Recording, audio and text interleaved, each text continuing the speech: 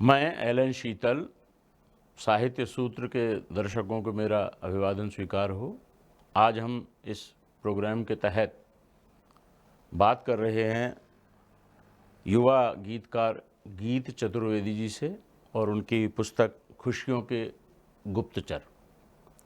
तो हम इस कार्यक्रम में इस पुस्तक में कविताएं और कवि की यात्रा पर बात करेंगे और ये जानना चाहेंगे कि कवि ने भिन्न भिन्न कविताएं किस भावभूमि पे लिखी हैं, किस वातावरण में लिखी हैं, उनकी रचना प्रक्रिया क्या रही है, इस पर विस्तार से बात करेंगे।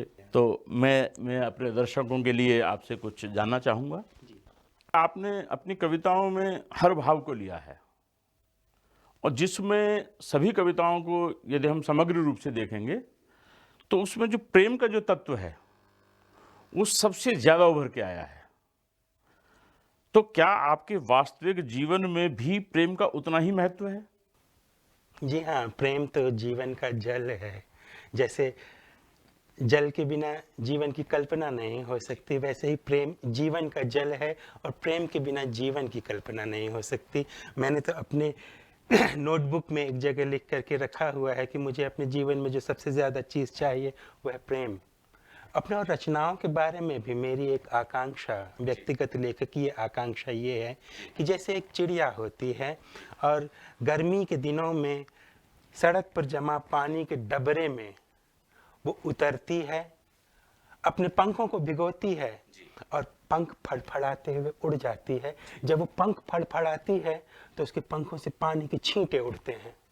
मैं चाहता हूं कि मेरी कविताएं, मेरी रचनाएं जब जीवन के जल में उतर करके पाठकों तक पहुंचे तो उनके पंखों से भी प्रेम के छींटे उड़ा करें, जैसे पानी के छींटे चिड़िया उड़ाती है। जो प्रेम का जो भाव है, जो प्रमुखता से आपकी कविताओं में, हर कविता में लगभग किसी न किसी रूप में प्रेम का भाव उभर के आया है। ये कविता जो है आपकी हाजिरी, क्रोध हाजिर सर, नफरत हाजिर सर, धोखा हाजिर सर, बेईमानी हाजिर सर, आंसू हाजिर सर, सबसे पहले से हाजिर सर, करुणा हाजिर सर, प्यार प्यार प्यार आज फिर गैर हाजिर। यानी आज की जो दुनिया है, मेरे ख्याल से आप ये ऐसा कहना चाहते हैं कि आज की दुनिया में सब कुछ है लेकिन प्यार का अभाव जो है वो होता चला जा रहा है। बिल्कुल बिल्कुल बिल्कुल। वो प्यार का जो असली एहसास है वो लगातार कम होता चला जा रहा है। प्यार की इच्छा बढ़ती जा रही है लेकिन प्यार का मिलना कम होता जा रहा है। और एक बहुत ही महत्वपूर्ण चीज़ ये है कि हम प्यार को खोजते बहुत हैं, लेकिन जब प्यार मिलता है तो उसको पहचान नहीं पाते। प्यार को पहचानने की प्रक्रिया हमारे यहाँ, प्यार को जानने की प्रक्रिया, प्यार के लक्षणों को अच्छी तरह पहचानने की बात हमारे यहाँ कम होती जा रही है। जो समाज में बहुत सारी तकलीफ़ें, जीवन में, व्यक्ति के जीवन में बहुत सारी समस्याएं बढ़ती जा रही, कहीं ना कहीं मैं मानता हूं कि वो प्यार को न पहचान पाने, प्यार के अभाव के कारण फैल रही हैं। मैं मानता हूं कि जैसे आपका कहना ये लगभग ऐसे कस्तूरी मृग में बसे मृग ढूंढे वन माहे, यानी प्यार मौजूद है लेकिन प्यार को व्यक्ति पहचान नहीं पा रहा, उसकी अहमियत को समझ नहीं पा रहा है, ऐसा मेरा मानना है। अब मैं थोड़ा आपकी जो यात्रा है, काव्य यात्रा, या दूसरे शब्दों में कहेंगे आपकी साहित्य यात्रा, क्योंकि काव्य भी साहित्य का एक अंग होता है, तो ये वास्तव में सबसे पहले कब शुरू हुई थी? देखिए, पहली रचना मेरी उन्हें जब प्रकाशित हुई थी तो मैं 17 साल का था, और हालांकि लिखने की शुरुआत उससे पहले हो गई थी। जब मैं 13 साल का था तो मैंने बच्चों के लिए एक कहानी लिखी थी। वो बच्चों की एक पत्रिका टिंकल, उसमें प्रकाशित हुई थी, और उसको जब वो छप गई थी तो मैं इतना उत्साहित हुआ था, तो मुझे पहली बार ये एहसास हुआ था कि लिखे हुए शब्दों के साथ मेरा कुछ संबंध है, कुछ रिश्ता है। वो शब्द, भाषा मुझे गुदगुदाती है। जैसे मैं चीज़ों को अपनी त्वचा पर स्पर्श कर सकता हूँ, वैसे ही भाषा भी मेरी एक तरह की त्वचा है जिस पर मैं इस पूरी दुनिया को, इस पूरे समाज को, इस जीवन के स्पर्श को महसूस कर पाता हूँ। ये चीज़ विकसित हुई 17 की उम्र में, जब मेरी पहली कविता जनसत्ता में प्रकाशित हुई। तब मैं मुंबई में रहता था और तब से ये यात्रा जो शुरू हुई, तो धीरे धीरे धीरे धीरे जारी है। आपको ये प्रेरणा स्वप्रेरणा से ऐसा हुआ कि आपको मतलब कुछ मेरे घर में लिखने पढ़ने का एक माहौल तो था ही। मेरे पिताजी के पास अच्छा एक पुस्तकालय था, वे भी कुछ न कुछ लिखा करते थे। मेरी बड़ी बहन वो बहुत पढ़ती थी, और दरअसल मुझे लिखने और पढ़ने के प्रति प्रेरित भी मेरी बड़ी बहन ने ही किया था। मुझे अभी भी याद है कि वो 10, 11, 12 साल की उम्र थी। एक कविता में पूरी कविता है उन पर। जी हाँ, मेरी बड़ी बहन पर, मेरे जीवन पर मेरी बड़ी बहन का, और ख़ासकर वो किशोरावस्था की जो उम्र है, उसमें मेरी जो मानसिकता को गढ़ने में मेरी बड़ी बहन का बहुत बड़ा योगदान था। लिखने पढ़ने की दुनिया में भी वही मुझे एक तरह से लेकर के आई, और बहुत कम उम्र में उनका निधन हो गया था। वो एक लंबी बीमारी झेली थी उन्होंने। मुझे तो ऐसा याद है कि जब से मेरे पास स्मृति है, तब से मैंने अपनी बड़ी बहन को बीमार देखा था। वो 22 की उम्र में उनका निधन हो गया था, और जब वो 22 की थी तो मैं 15 का था। जी जी जी, हाँ मैंने ऐसा देखा। तो 15 तक पहुंचते पहुंचते जो है लिखे हुए शब्दों के साथ मुझे प्यार हो गया था, और मेरी बड़ी बहन ने मुझे बहुत सारी किताबें पढ़ने को दी थी। जैसे प्रेमचंद उन्होंने बिठा करके पढ़ाया था। उस ज़माने में मुझे प्रसाद की कामायनी बहुत पसंद थी। ज़्यादा कुछ समझ में नहीं आता था, क्योंकि कामायनी का जो दर्शन है उसे समझने के लिए, उस स्तर पर पहुंचने के लिए आपकी एक तैयारी होनी चाहिए।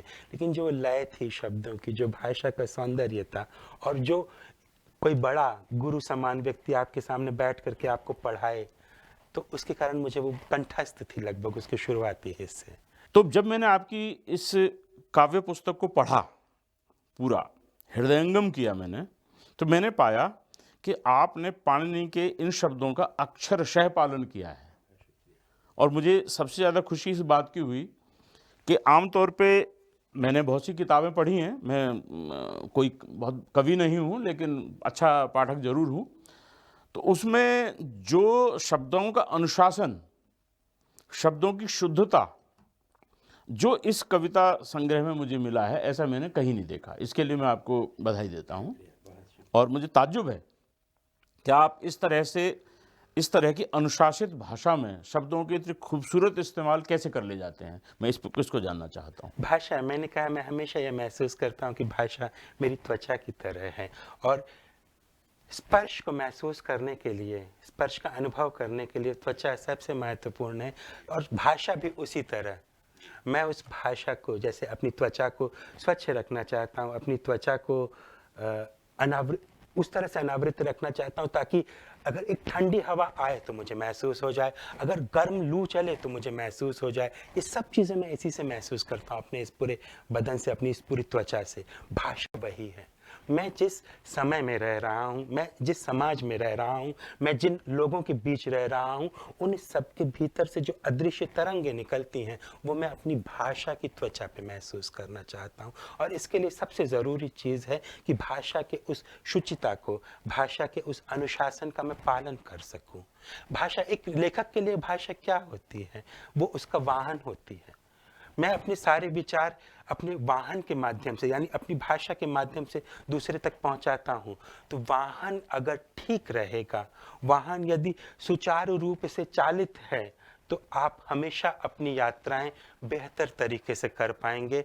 अगर वाहन खराब हो जाएगा तो आपकी यात्राएं यकीनन बाधित हो जाएंगी। ये मेरा भाषा के प्रति मेरा दृष्टिकोण है, और कोशिश करता हूं कि मैं इसका पालन कर सकूं। आपके लेखन में कभी कोई बाधा आई जब आपने एक थमाव महसूस किया? जी हाँ, मेरा एक बहुत बड़ी बाधा आई थी मेरे जीवन में, लेखन में।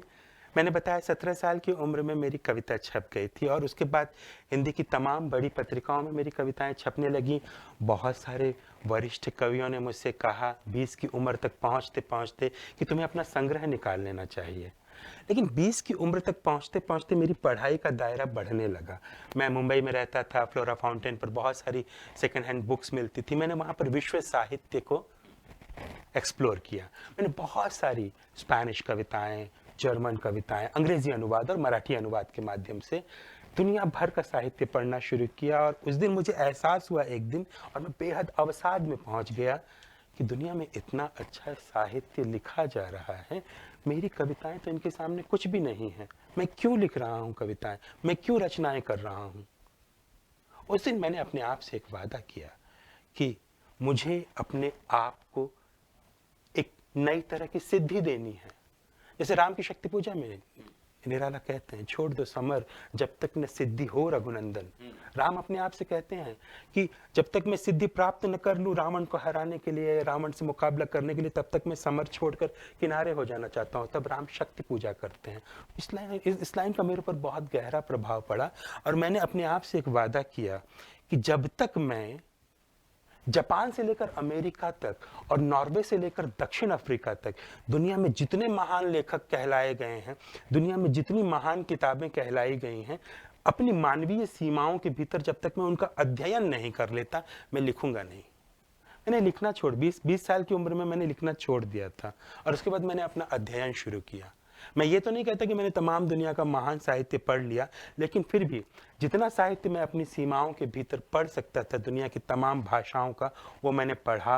अपने लिए एक रजिस्टर बनाया कि मुझे ये करना चाहिए और ये नहीं करना चाहिए, इन विषयों को छूना चाहिए और इन विषयों को नहीं छूना चाहिए। इस तरह से मैंने अपने लिए पूरा एक प्रोग्राम तैयार किया। लगभग 7 साल लगे मुझे ये काम करने में। 7 साल तक मैंने नहीं लिखा, मैंने अपनी कोई रचना प्रकाशित नहीं करवाई। जब 7 साल बाद मैं वापस साहित्य में आया अपनी कविताओं के साथ और कहानियों के साथ, तो एक अलग तरीके से, तपस्या के बाद, हाँ, इसे तपस्या साधना जो कहें, एक अलग तरीके का संतोष, एक अलग तरीके का एहसास, लेखक की एहसास खुद मुझे भी हुआ उसके बाद।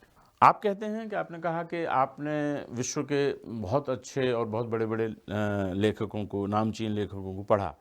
तो मैं जानना चाहूँगा कि आपको सबसे ज़्यादा, अगर तुलनात्मक दृष्टि से देखा जाए, तो किस लेखक ने या कवि ने ज़्यादा प्रभावित किया, सबसे ज़्यादा?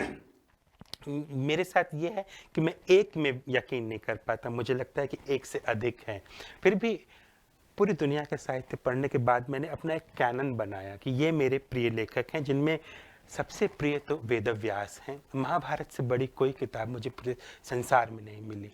वेदव्यास की महाभारत, कालिदास, होमर, दांते, तुलसी, कबीर, मीर, गालिब, ये पूरी की पूरी जो कैनन है मेरी, ये मुझे हमेशा से प्रभावित करती रही। 20वीं सदी का जो आधुनिक साहित्य है उसमें मुझे बहुत प्रभावित किया स्पेनिश भाषा के कवि पाब्लो नेरूदा ने।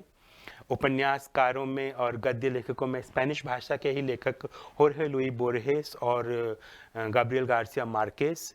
अंग्रेजी के एक बेहद मकबूल महान लेखक हुए जेम्स जॉयस, उन्होंने मुझे बहुत प्रभावित किया। फ्रेंच के मार्सेल प्रूस्त, जिनको मैं बिल्कुल, जिनके बातों को एक मंत्र की तरह आजमाता हूँ, अपने ऊपर लागू करने की कोशिश करता हूँ। जर्मन भाषा के फ्रांस काफ्का और रेनर मारिया रिल्के, ये सारे लोग जो हैं ये हमेशा मुझे प्रेरित करते हैं, मार्गदर्शन करते हैं और इनकी किताबों तक मैं बार बार जाता हूँ। आपके लिखने का कोई खास समय? ज़्यादातर मैं रात को लिखता हूँ, क्योंकि मैं कई बार मजाक में कहता हूँ कि मैं तो चांद हूँ और चांद हमेशा तब उगता है जब अंधकार। आपने अपनी कविता में अभिव्यक्त किया है। हाँ, कविता में किया है अभिव्यक्त। कई जगह नहीं, आपने कई जगह चांद को कई जगह लाए हैं आप। मुझे चांद बहुत पसंद भी है और जब मैं रात के समय लिखने के लिए संघर्ष कर रहा होता हूँ, यानी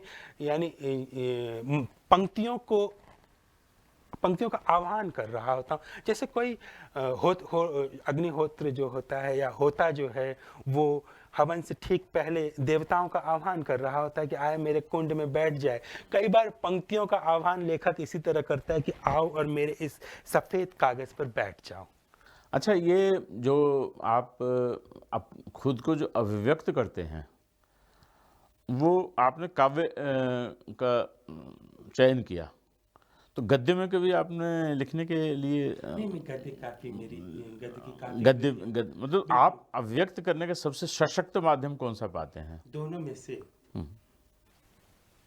गद्य मेरे पास सहजता से आता है, ऐसा मुझे अनुष्ठान करना पड़ता है। हाँ, नहीं, ऐसा मुझे लगता था कि गद्य मेरे पास सहजता से आता है, लेकिन लगातार काम करने के बाद मैंने महसूस किया कि हम रचनात्मकता में जो भी कुछ करते हैं, चाहे वो गद्य में करें या पद्य में करें, होता दरअसल वो काव्य है। बिल्कुल। क्योंकि काव्य ही लयात्मकता जो है, जिस गद्य में लयात्मकता नहीं होती वो भी नहीं पढ़ा जाता है। तो काव्य जो है वो आत्मा है, गद्य या पद्य तो शरीर का नाम है। और एक लेखक के तौर पर चाहे मैं उपन्यास लिखूं, चाहे मैं कविता लिखूं, मैं दरअसल उस काव्य तत्व को पकड़ना चाहता हूं जो इस पूरी प्रकृति में और सृष्टि में प्रवाहित है। भाषा के भीतर उस काव्य तत्व को पकड़ना ही दरअसल साहित्य की रचना करना। मैं तो दरअसल आपसे 1.5-2 घंटे बात करना चाहता हूं, लेकिन अनुशासन ऐसा कहता है कि मैं बात को समेटूं। तो मैं आपसे जैसे कि आपके बारे में भिन्न भिन्न टिप्पणियां आई हैं इस पुस्तक पे दर्ज हैं, जो जैसे इसमें इंडियन एक्सप्रेस ने कहा है कि भारत के जो 10 सर्वश्रेष्ठ कवि हैं उनमें से आप एक हैं। फिर एक ने इन्होंने लिखा, अशोक वाजपेयी जी ने लिखा है कि इनका अध्ययन बेहद विस्तृत है, जो कि उनकी पीढ़ी के लिए एक दुर्लभ बात है। यह पढ़ाई उनकी रचनाओं में अनायास और सहज रूप में गुंथी दिखती है। इनकी भाषा और शैली अभिनव है। एक जगह लिखा है, लिखा तो बहुत है, लेकिन जो सबसे ज़्यादा वो लगा, जिससे टच किया मुझे, वो मैं आपको बताता हूँ कि जो नरेश सक्सेना है वो लिखते हैं कि ये ऐन्द्रिक सजगता और कल्पनाशीलता से अपनी अभिव्यक्तियों को उनके पुराने ठिकानों से एक कदम आगे ले जाकर एक ताजगी का एहसास करा देते हैं। तो इतनी अच्छी अच्छी जब टिप्पणियाँ जब आप अपने बारे में पढ़ते हैं, कैसा लगता है आपको? जाहिर अच्छा लगता है। ये मेरे आदरणीय सम्मानीय बुजुर्ग हैं, तो ये कृतज्ञता है जो मैं ओम निश्चल जी के शब्दों को उधार ले रहा हूँ अपनी बात कहने के लिए। उन्होंने कहा है, वो मेरे ही शब्द हैं, कि वह कविता में सुबह की मानिंद हैं, तरोताज़ा। तो इसलिए आप वाकई तरोताज़ा हैं। मैंने इस पुस्तक के हर शब्द में ऐसा महसूस किया है। प्रिय दर्शकों, इस बार हमने साहित्य सूत्र के इस एपिसोड में युवा रचनाकार गीत चतुर्वेदी जी से बात की, उनके रचना संसार को जाना, उनकी अनुपम कविताएं हैं, उन कविताओं की जो प्रक्रिया रही है और वो कविता यात्रा में किन किन पड़ावों से गुजरे हैं, उस यात्रा को विस्तार से जानने की कोशिश की और हमने उनमें असीम संभावनाएं पाई। भविष्य में भी अगले एपिसोड में हम एक नई रचना के साथ रूबरू होंगे, आपसे नए रचनाकार के साथ रूबरू होंगे। धन्यवाद।